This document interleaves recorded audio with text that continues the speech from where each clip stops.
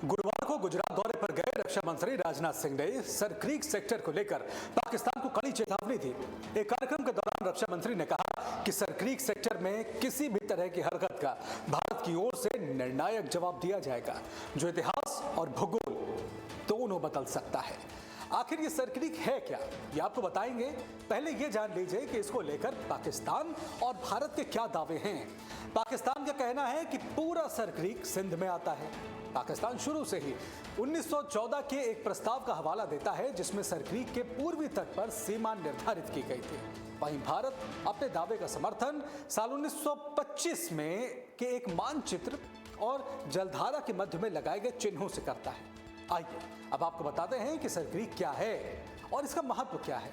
Sir Creek Bharat में गुजरात और पाकिस्तान में सिंध की सीमा पर स्थित एक ऐसा क्षेत्र है जो कच्छ के रण से दलदली विस्तार से होकर लगभग 96 किलोमीटर तक फैला हुआ है, जहां अरब सागर भूमि में विलीन हो जाता है। जानकारों का कहना है कि सरक्रीक का सैन्य महत्व भले ही कम हो, लेकिन इसका आर्थिक महत्व बेहद अहम है।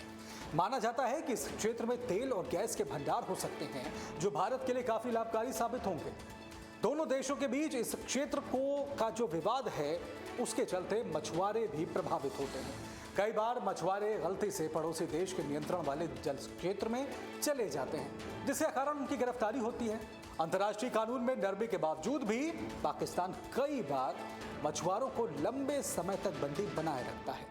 गुजरात के भुज में कार्यक्रम के दौरान रक्षा मंत्री राजनाथ सिंह ने कहा कि अगर सरक्रीक क्षेत्र में पाकिस्तान की ओर से कोई दुस्साहस किया गया तो उसका करारा जवाब दिया जाएगा। उन्होंने कहा कि आजादी के 78 साल बाद भी सरक्रीक इलाके में सीमा विवाद को हवा दी जा रही है। भारत ने इसे बातचीत के जरिए सुलझाने की कोशिशें की, लेकिन पाकिस्तान की नीयत में खोट है, उसकी नीयत साफ नहीं है।